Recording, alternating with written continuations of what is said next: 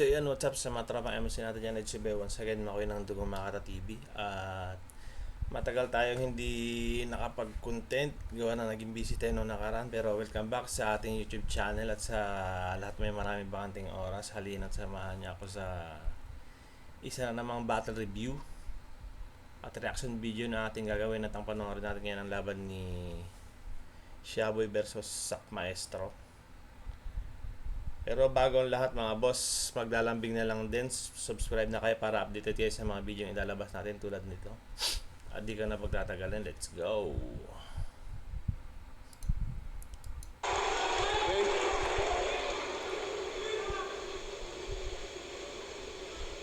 Alam nyo kung ba't wala pa rin yung lodi nyo ngayong gabi? Xiaoboy, round 1. Wala. Malusog naman si Looney, kaso pusi pa rin kasi. Patinig ka agad kay Looney, pinasok ano? ko yung portal na mala Doctor Strange. Rekta daw sa final boss, yun pala sa bonus stage. Ito ba yung undefeated na Bonus lang sinasabi? si Xiaoboy, parang Mabuti daw lalaki. Mga papuri na mensahe sa pampublikong imahe. Mapanurit, madiskarte. Kaso sa puki lang nadali. Kaya itong undefeated, biglang naging blacklisted nung nahuling ng babae.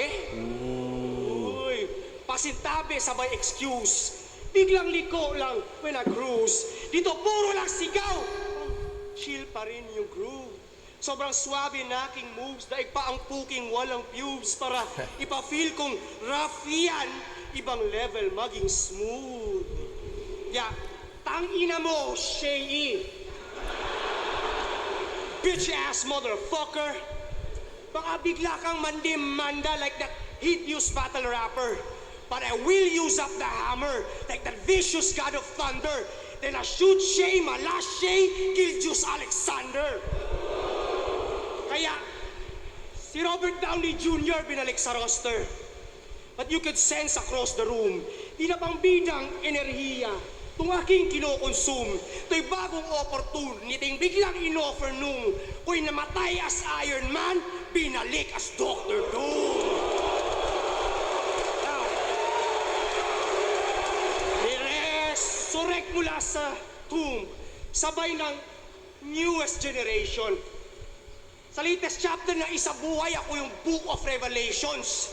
With pure rage, the nuclear devastation. Yung dating 2 days, naging full range na doomsday preparation. Yeah. Now I'm back with a healthy lifestyle. Back with a clean and healthy lifestyle. Matapos ang ilang dekadang struggle, magto 2 years na akong di nagda-drugs, I finally won my hardest battle.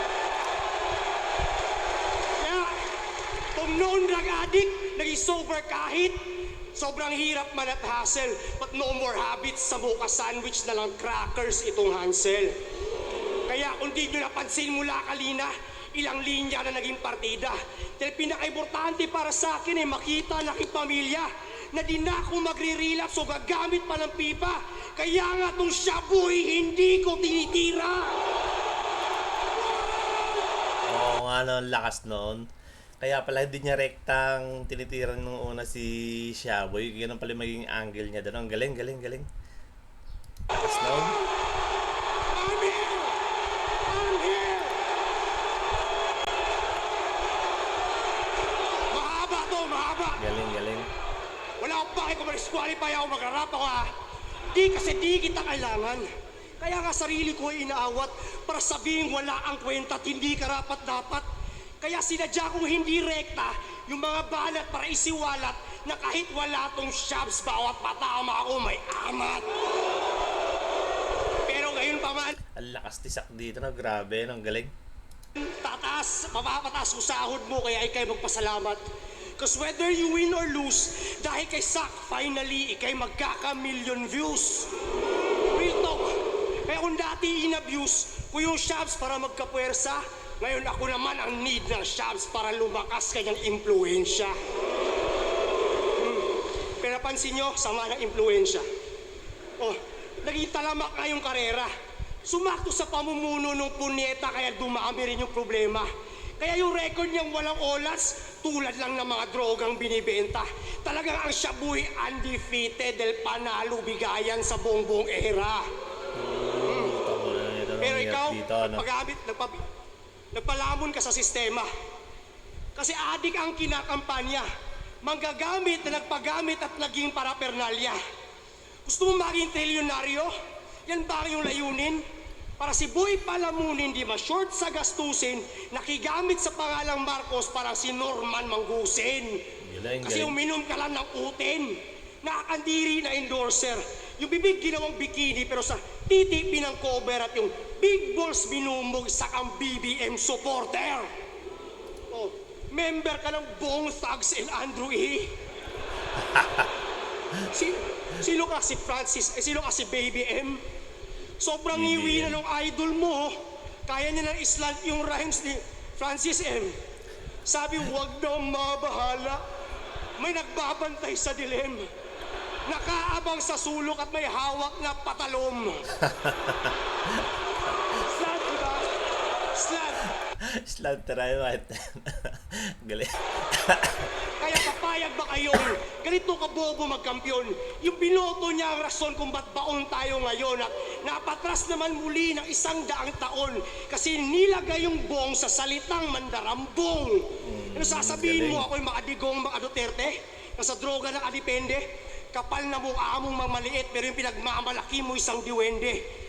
Malakas mangutya sa adik tong hipokrito na peste pero yung pinaka-adik sa lahat ng adik ang yung binotong presidente. Kaya ako'y Kung makikita nyo rito si nakasandal sa anggulong adik si Sak no. Taga Davao kasi to kaya supportado niya ang tropang Duterte. pagiging violente, pag beat inulit, pasok sa beat ang movement and it's really fluid. Wasak na Kawasaki, got a remix to it. Ito'y naging Shawn Michaels pag nag-switchin.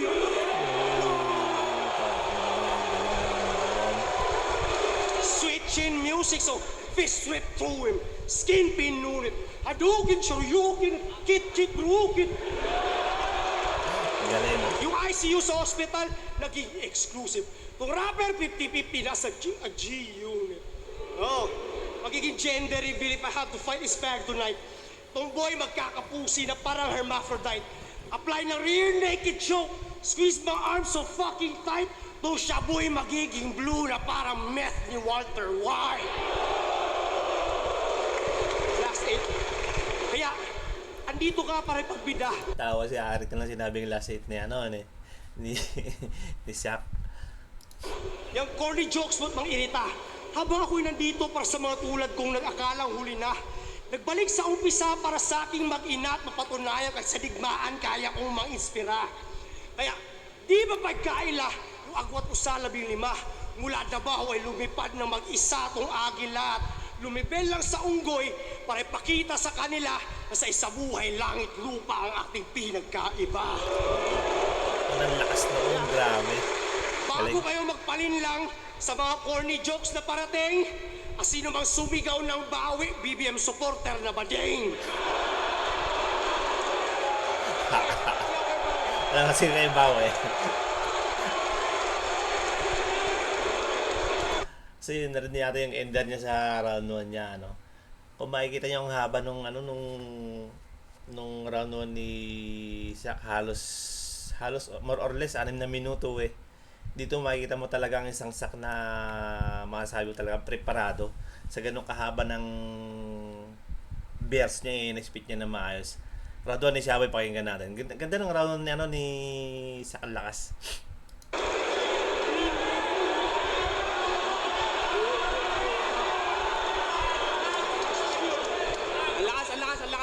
Ang lakas.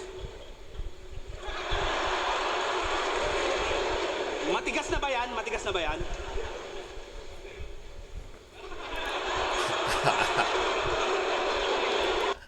Alam niyo yung battle nung nakaraan na binasagan ng itlog. Yun yung angle niya rito May dala siyang props na itlog, ayaw itong si Xiaomi talaga kahit kailan Sige, subukan mo para tignan natin ang reaction ni Sak.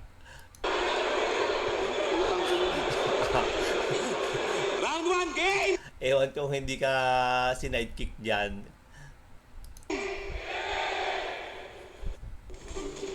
Well, well, well. Hello.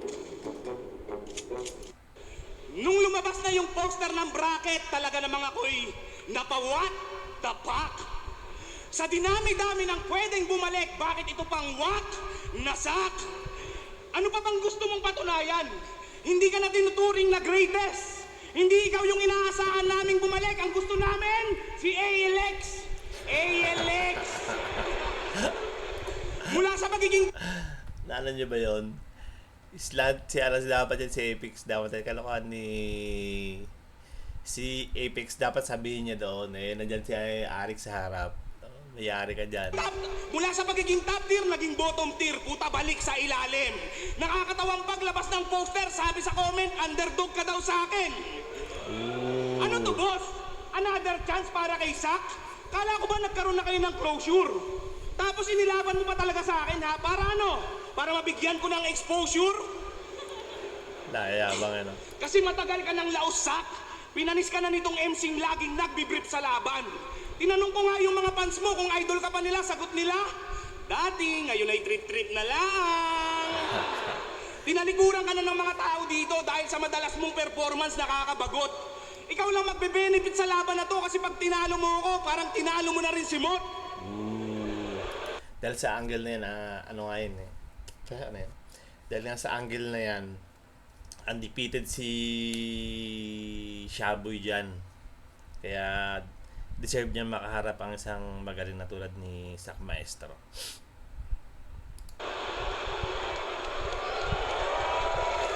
Ngayon lang ako nagkaroon ng laban na ang prediction ng karamihan ako daw ang mananalo. Naku po. Ibig sabihin lang nung Sak, ganun nakababa tingin sa'yo ng mga tao. Patunayan mong mali sila. Sana handa ka talaga sa laban natin. Kasi preparado o hindi, tsak may kalalagyan ka sa akin. Pero malamang ngayon handang-handa yan. Kasi ganadong-ganado sa kalaban. Paano hindi ito gaganahan yung kalaban may shabu sa pangalan?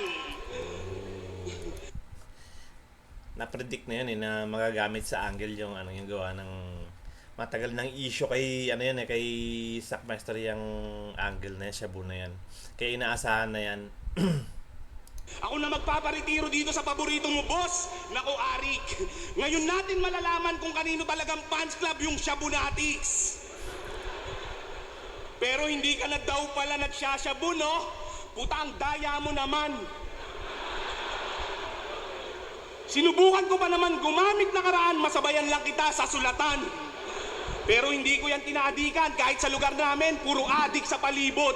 Okay na ako sa mababaw kong sulatan at least hindi ako nakakalimot. Proud na proud ka sa mga inconsistent mo na performance sa battle, di ba nakakaluha? Ang pagbabalik mo ay parang balitang nasa mabuting kalagayan pa si BBM. Hindi nakakatuwa. Minura mo pa ako nung laban yun ni Husky, ha? Ba't mo ako naisipang ganunin? Sa wakas, may karapatan na akong magrebat o edi putang ina mo rin. Tigilan mo na. Dito na nag-rebat, harap-harapan na nag-rebat, no? Harap-harapan na minura yung isa. Itong battle rap Sak, hindi na para sa'yo to. Di mo ba napapansin na kada laban mo, wala kang maayos na round na mabuo? Huli niyang linya na tumatak, tila ayaw pang mag-start nitong wasak kong Kawasaki. After nun, wala na. Yung karir niya biglang naglaho. E paano kung yung wasak mong Kawasaki, Sak, wasakin ko palalo? Ano yun? May prop siya, ang inang yan.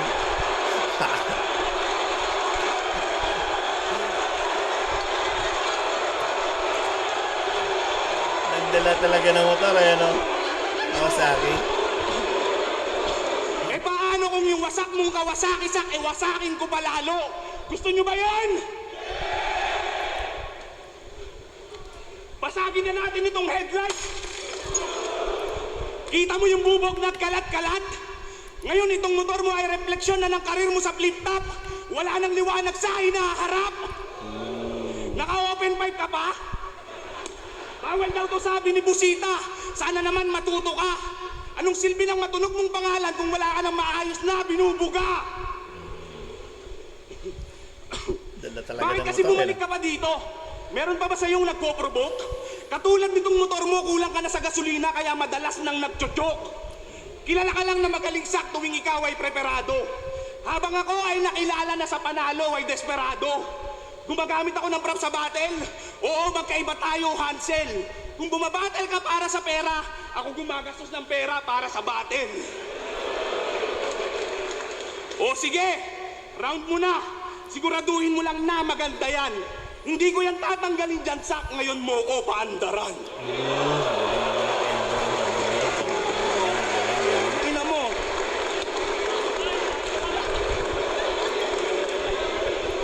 Yun na rin yata yung ender ni Shaboy sa round 1 niya. Kita naman natin kung gaano kalayo yung anong nila, ano. Effort si Shaboy sa round 1 niya. Marami siyang magandang angle na binitawat. Pero para sa akin mas bumenta yung round 1 ni Sak. Round 2 Sak, pakinggan natin. Okay.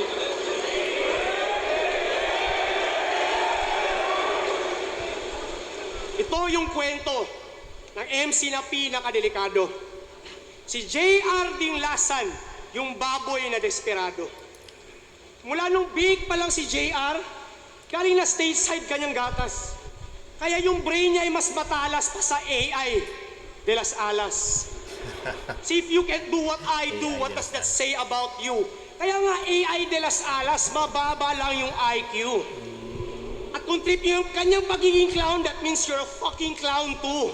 At lilitaw yung pagkababoy na hawa ng swine flu. Ngayon, magiging dream match mo to sa katotohanan ng ipapasilip. Lahat ng banat mo magmumukhang malamya at pangbatang isip. Walang lakas, walang diin kahit paggaano mo ipilit. Mga punches, wa-effect parang mga suntok sa panaginip. Kasi napansin nyo kanyang mga hirit, estilo niya pabibo. O enjoy pero nagiging badoy pagalipas ng ilang siglo. Sabing, laughter is the best medicine. O, kalang magaling at epektibo, pero panandali ang lunas lang yung epekto niyang placebo. Yan ay depensang mekanismo ng mababang organismo. Pang-overcompensate sa kakulangan ng talino at lirisismo. Para kang mga foreigners na yung content ay panikain na Pinoy food sa mga video, ine-exploit lang yung mababang kaligayahan ng mga Pilipino at nagdala pa ng motorsiklo. Diba? Nagiging Ano yun, pare, kasama na sa linya niya yun o siningit niya lang? Kasi sakto yun, sa angle ng motor na dinala niya ni Shaboy. Doon pagkalipas ng ilang siglo. Ngayon, for example, sa Royal Rumble, Parang nagsilbing ribat tuloy yung linya niya ngayon. ginawa niya over the top. Ang daming pumalakpak na pahangat, pumalakhak. Pero di ka binigyang bugay dahil mahusay ka mag-rap. Kung wala kang pictures na pinagka-crop, di ka bibigyan ng props. Oh. Ito may props din, oh. Ito sa akin, hindi edited. Ako, ito. Hindi edited. Ito na yung mahaga. Fuck you mo rin. Ito na yung mahiwagang tagpo na ginawa ni Shaboy nung nakaraan. Ano mo, gawa ka kasi ng ganyan. Ayan tuloy. Now, I took a page out of your playbook. At sa isang round lang gagawin. Pero sa isang shot, parang full clip na magazine. Kasi parang basketball, para yung play ay mapansin, nagdala ng pick and roll sabay na set up pa ng screen. Oh, yan. Dapat i-change na yung pangalan from J.R. Dinglasan. Pag sinabi kong J.R., sabihin nyo laplapan. J.R. J.R. Yan ang trademark galawan niya sa stage na baklaan. Si J.R. Si J.R. Oh, nag-French kiss ng bungal po tayong space din nilaan. Yan si J.R. J.R. Puta, tingnan nyo ginawang pangil sa pangil yung flip-topan. Sobrang gay na sa pangan.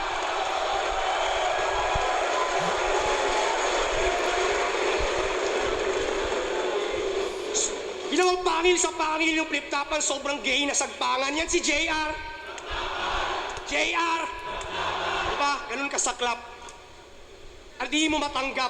Tapos sa sapang battle rap, wala kang linya tumatak at ang tanging memorable lang sa'yo ay yung nagawa mong paglaplap. Kaya, paano masasabi mag-e-evolve ang linyada mo sa hinaharap kung wala ka nang anak, kababuyan pa yung ina-adapt? Ngayon, si JR Laplapan at si Sir Deo, nagpasahan lang sila ng COVID. Itsura nito pag lumalaplap po parang isdang wala sa tubig. This fat Shernan-looking motherfucker was flopping like a fish. At huwag mong sabihin sa amin na yung tanging beses na kayo nag-kiss. Kasi una sa lahat, alam mo bilang isang performing artist, para ma-execute yun ng maayos, paulit-ulit kayong nag-practice.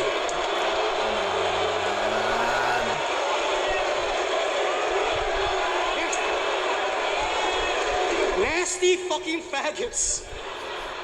Pag ina sobrang kadiri ito ni Shaboy, kita mo mukha ni Arik ko na parang mukha ni Arik na parang kumain ng 5 kiamoy. Tangin na. Yan. Kung mapapansin nyo si Arik, ano to kay kay Sackmeister, kumbaga giliw na giliw ito kasi alam niyang kayang ibigay ni Sackmeister pag nagseryoso. Kaya ganun na lang niya, hindi niya binibitawan si Sack. Sound effects habang tinutumbong niya si Sir Deo.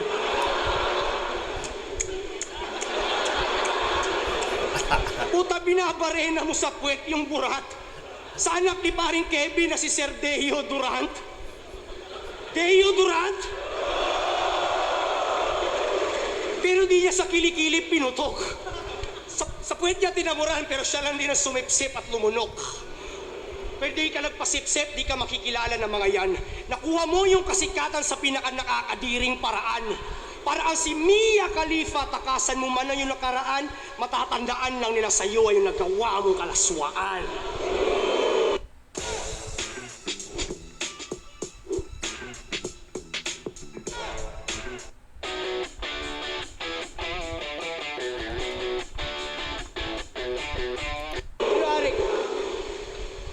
Magtitiwala ka pa dyan?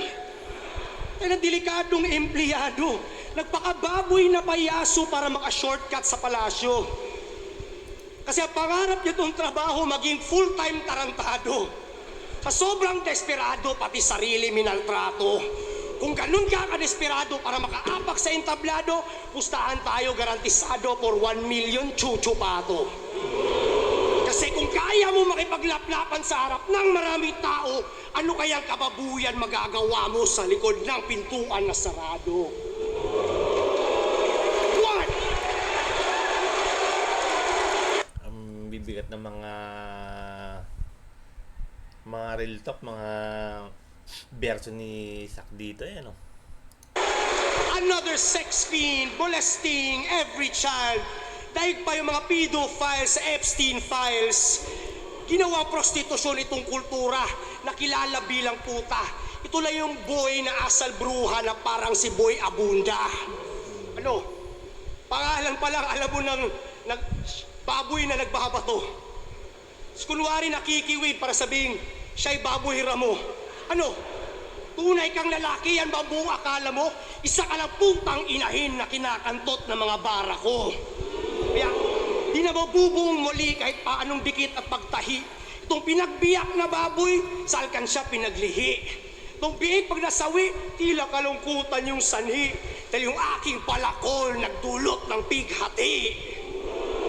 Yun, o gusto mo yung espada ko na patas, hindi yun bias. Ipapalaman ka sa sabon kahit napanggore yung talas. Para nagbalat lang ng patatas, 10 kilo yung nabawas. At ang itsura ng bawat tabas parang Ilocos empanadas. Kaya hindi ito panghimagas, mga ngamoy tanglad at pasas. Yung bunganga may mansanas pagkat lechon ang ipapamalas. Kahit pa itong baboy ay balbon, sa aking apoy ay walang takas. Ubus lahat ng buhok parang si Marlon pero Ramas. Yun. Gusto mo maging married to the game? Pero Tanga na, badibag si Looney sa'yo dito desperado ka't impatient. Sana nag-propose ka na lang kay Deo kung habol mo lang ay engagement. Shameless, nag-promote ng kababuyan with the same sex. It don't make sense kaya sana ikaw na lang nabanak DC.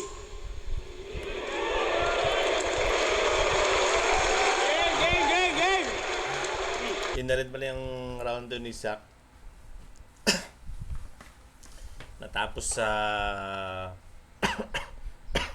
natapos yung round 2 ni Zach sa anggulong ganon. Sino yung inaano niya pinipindi kinuhuli? Sabi yung babanggitin niya doon, si Apex, no? Ganun pa rin, lakas pa rin nung round 2 niyan ni Zach. Kita mo talaga na preparado siya. Round 2 ni Shaboy, tingnan natin. Galing. Ano bang mali sa ginawa namin ni Deo? Ba't sa anggulong yon napili mong sumipat?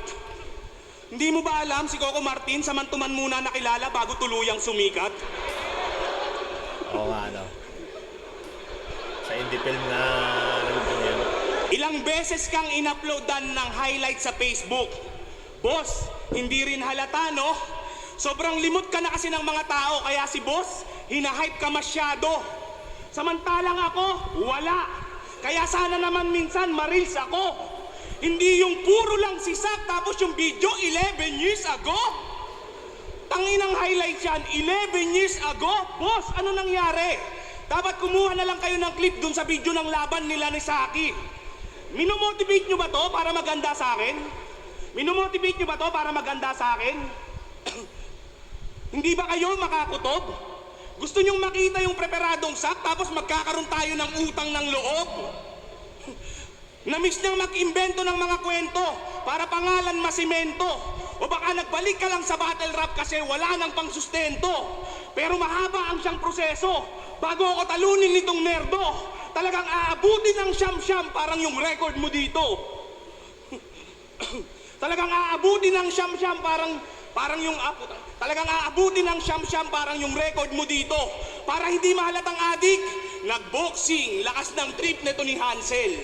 Ipapaalala ko lang sa'yo sa boxing, bawal ang 2 days prep, motherfucker. Hindi mapagtatakpan ng boxing yung pagka-adik mo. Kitang-kita sa panga. Biruin mo, wala ka pa sa boxing ring, putang ina, gumaganto-ganto ka na. Nag-iisang adik sa Davao na exempted sa war on drugs, puta ang galing. Ang dahilan, dikit daw kasi sila ni Baste Duterte. Sana all bading. Di ba galit na galit ka sa mga squatting? Paano yan? Kakasali ko lang sa 3GS kagabi. Ikaw, alam mo kung ba't ka tinanggal sa pricing?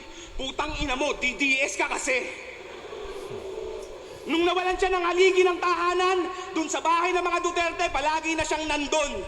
Saklap no, namatayan ka ng tunay na tatay, tapos pangalawang tatay mo karton. Yung about sa DDS na binanggit ko, hindi ko yun sinabi para lang magtunog matikas.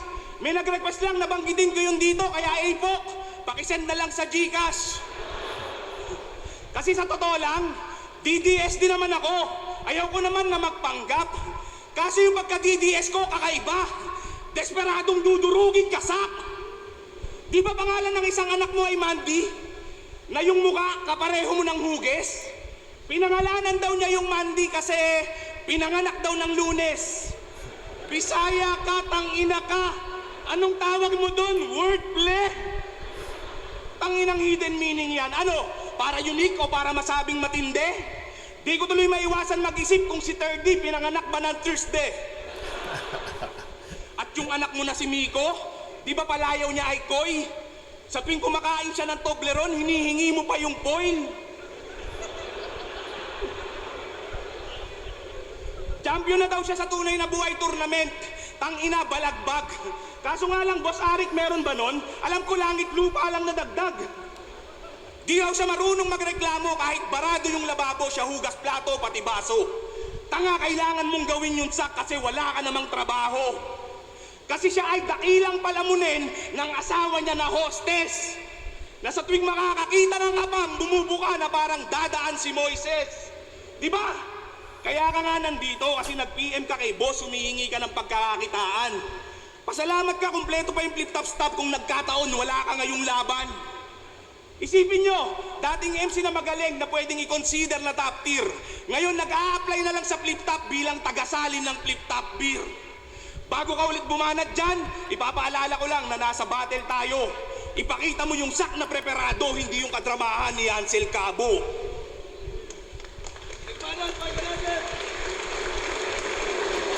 So yun, narit pala ang round 2 ni Shabu eh, ano. Okay din, malakas din. Pero malayo pa rin sa round 2 ni Sakmaestro. Round 3, Sakmaestro, pakinggan natin. Kadramahan ni Hansel Cabo. Tingnan niyo namang mabuti. Sobrang init sa Pinas. Bumabattle na naka-hoodie. Weirdo ang mga puta. Ganun mo ba ka-idol si Looney?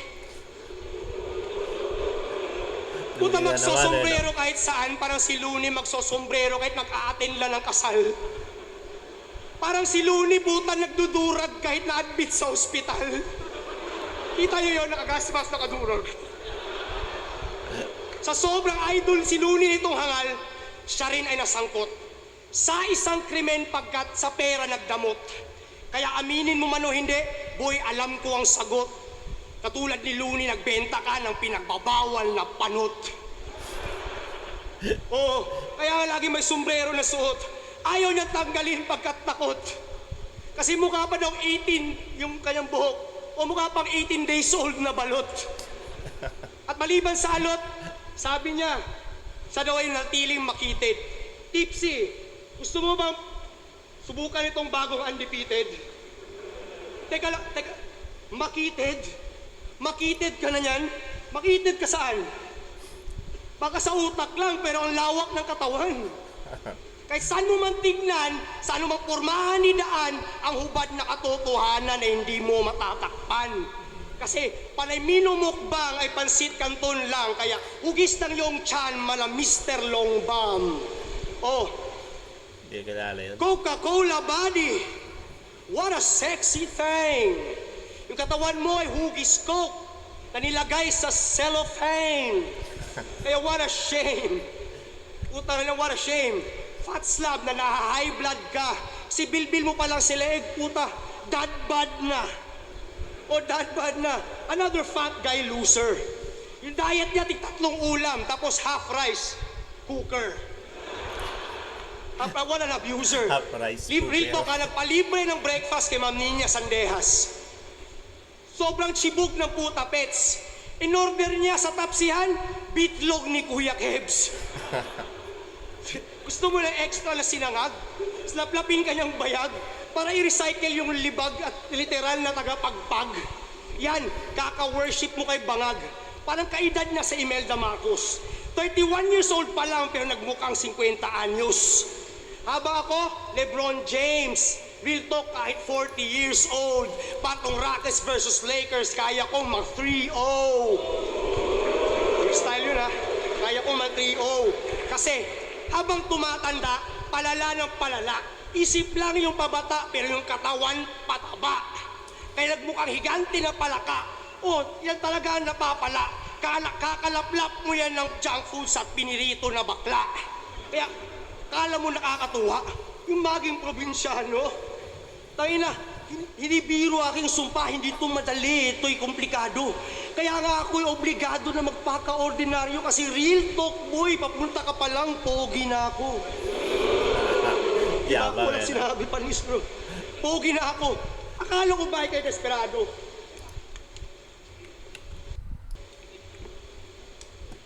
Akala ko ba kay desperado? Gagawin mo ang lahat para makapagtanghal. Ginawa mo nga makipaglaplapan, binenta mo ang iyong dangal. So, handa kang mamatay para sa mga taong iyong minamahal. Kung talagang mahal mo sila, gagawin mo ang lahat para mabuhay na matagal. Because it's easy to say you'll die for your loved ones. Ang mahirap ay yung gawin mo lahat to live longer for them. Kaya mo ba mag-exercise para sa kanila?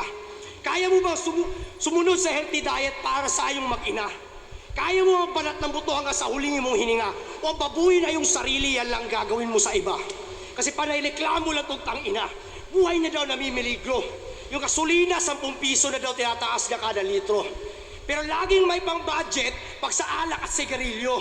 Libre lang mag-ehersisyo, puta, inuuna mo pa yung bisyo. Real talk, nila sa kanya, applicable to sa lahat.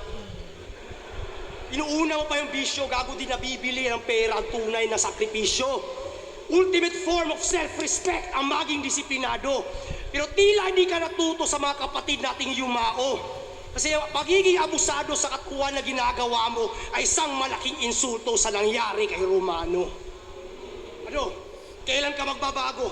Kapag namatay na yung mga may sakit kagaya ni Lunit Dodong Saipa? Because you can have 1,000 problems in this life, son. Until you have a health problem, then you'll only have one. See, ako, despite all the shit that I've done, naatiling malusog at matatag. Kung ano yung kulang sa kultura, pinupunan ko sa paglapag. Kaya nga, health is wealth. Yung mensaheng pinapahayag kasi kung anong kailangan sa future, yun ang lagi kong ambag. At yung mga nina-agets, yun ang papalag. Ano? Di yan papalag. Yung nina-agets, yun ang papalag. Sasabihin madrama at nayayabangan. Magkaiba yung nagdadrama sa nagsasabi lang ng katotohanan. Sobrang advanced na mga linyahan, nagiging pangkalahatan. Sa'yo ko lang nire-rekta pero ang dami ditong tinamaan. Kaya nga binahagi ko ang aking naranasan. Di man ako mahusay na makata. Pero di ba, bumalik yung pagkabata. Na may makulay kabanata. Pinapatay ka na aking mga talata para kay mamuhay mapayapa. Isabuhay mo lang pinaikse pero yung tunay pinapahaba. Galing. Diba? Yung mga di naniniwala, napahanga. Tulad ng pagdidis nila sa pagtataglish ko noon. Pero kita nyo naman, lahat sila puta nagtataglish na ngayon. Kailangan pa na mahabang panahon bago mag-gets ng bagong generation. I'm so ahead of my time, nagiging late na yung appreciation. At magiging delayed din yung reaction. Magiging delayed yung reaction. Itatry i-risked. Di niya ma-internalize every line that's been said. Gagawin niya i-deny that I'm light years ahead. So this message will arrive by the time that he's dead. Dahil pinaghandaan ko na sa aking karanasan. Ang lahat ng mangyayari ay aking nakaraan. Kita ko sa hinaharap, patay na yung nasa harapan. Magmula no ang shabu'y aking malampasan.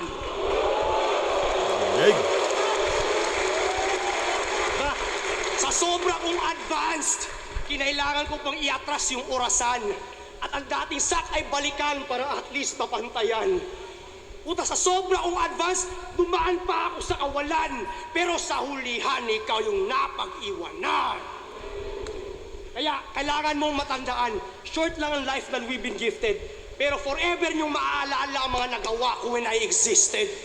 Tunay immortal, mananatiling undisputed. Pinapatay ko yung oras whose only time is undefeated. Ngayon, marahil marami nang nanalo sa sakmaestrong preparado, pero walang makakatalo sa preparado Hansel Cabo. Unang naglalaho yung mali sa pagkatao, sa gitna ang pagsisisi at sa uli ang pagbabago.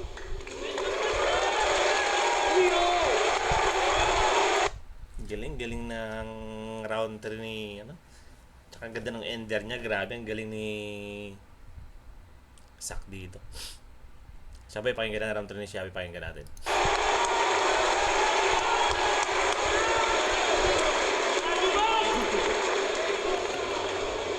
Sino yung sumigaw ng body bag? Sino? Sama na yun. Patay ka. Tangina mo, nagpa-picture ka sa akin kanina. Bago ka. Burahin mo yun, ha? Baka burahin kita dyan sa pwesto mo. Body bag si Looney, ah. Okay, eto na yung rebat. Eto, seryoso na, ah. Sak, usap nga tayo. Panalo ba talaga si G-Clown dun sa laban nila ni Looney? Kung sa bagay, yung mga judge dun, no? Ang bobobo! Pero di ba dun sa laban na yon kay Looney, isa ka rin sa mga bumoto? Ganto pa nga yung eksaktong pagkakasabi mo. Binoto ko si Looney, kasi same reason, dahil sa angulo siguro. Pero kasi yung mga punchline ni G-Clown sobrang lakas din talaga eh. Pero si Looney, flawless as usual. Pero G-Clown, you're the man. Bumilib na kami sa iyo eh. Doon sa battle, ang ganda ng yung pagkaka-analyze. Tapos yung pagiging tanga at bobo mo after ilang years, tsaka mo lang na-realize.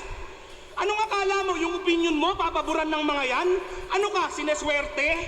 Pag tinanong mo nga sila kung saan sila nagkamali ng binoto, ang isasagot, kay Duterte.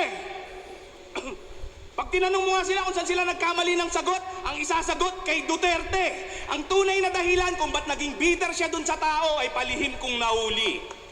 Tinanong niya kasi si Miko, ng who's your favorite MC? Ang isinagot, si Looney. Kaya yung sama ng loob niya sa mga anak niya, puta hindi na niya kinaya. Kasi yung anak niyang si Mandy, ang idol si Sixth Street, na si Looney rin ang ginagaya. Lalaban ka ba talaga kay Looney? Lalaban ka ba talaga kay Looney? O suntukan na lang kayo ngayon, ano? O tayo na lang, putang ina mo, ano? Rah! Pero di ba sabi mo na capital S ang tatapos dun sa Looney pero Ramas? Well, tama ka naman dun, pero bago ko gawin yon, sa'yo ko muna ipaparanas. Libog na libog ka kay Looney. Sa battle, kinocall out mo palagi sa round 3. Tama? Libog na libog ka kay Looney. Sa battle, kinocall out mo palagi sa round 3. Yung inaasam-asam mong makalaban, ang bansag sa akin, Shaboy the Almighty. Alam naman namin na sa battle rap, si Looney ang yung dearest target. Pero pag tinalo mo yun, wala lang. Pag tinalo mo ako dito, ito yung biggest upset. Kaya yung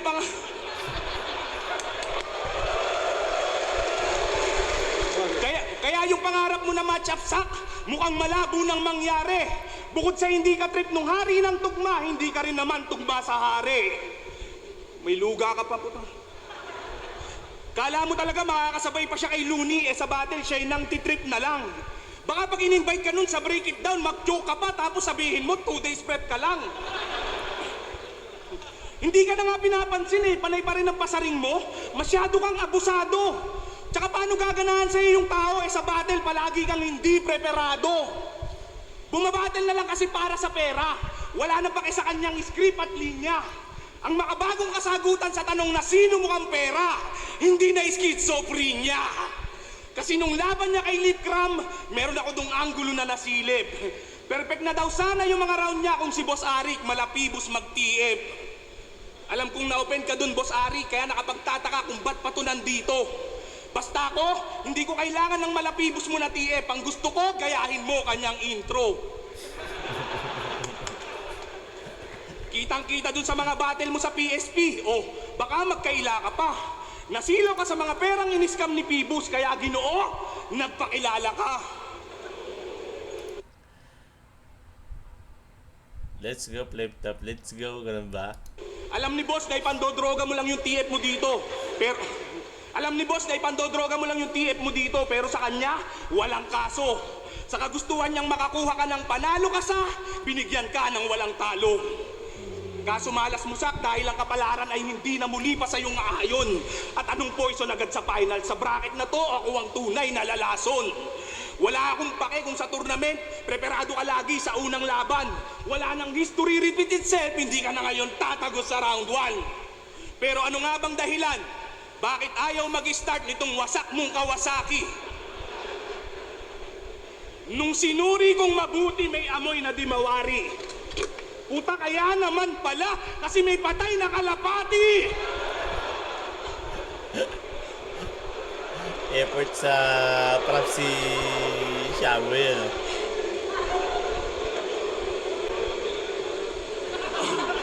Wala akong pake kung sino ka man sa battle rap, hindi kita Itlog tsaka kalabate, no? sasantuhin. Matapos kitang patayin dito, itong kalapate kasama mo na sa tarpaulin. Oh. Pero kung sa RIP, tingin nyo, yung pagiging undefeated ko dito na magtatapos, salamat Arik, ang buti mo na boss. Salamat Liptap, mi ultimo adios.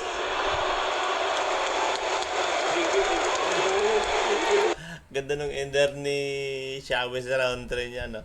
Inadapt niya sa minak niya yung ano ni Apex.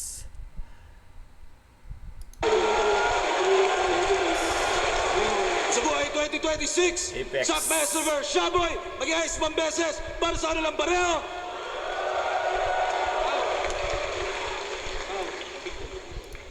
Aboto ng Urado, 5-0, advancing sa tournament. Mag-iayos tayo lahat para kay Shock Maestro.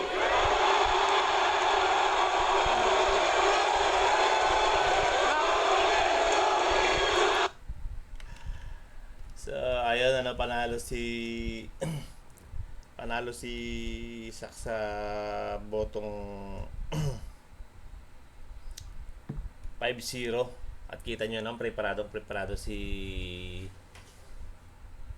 Sak. Ang haba ng mga rolls niya pero na-spit niya ng maayos. Yun ang classic na Sak talaga. Kita niyo kung gaano kalakas. Body bag si Shaboy. At yun ang content natin ngayon. Panalo si Sak sa botong 5-0. At muli ito po si Makoy ng Dugumaka TV. One love, peace. I'm out, y'all.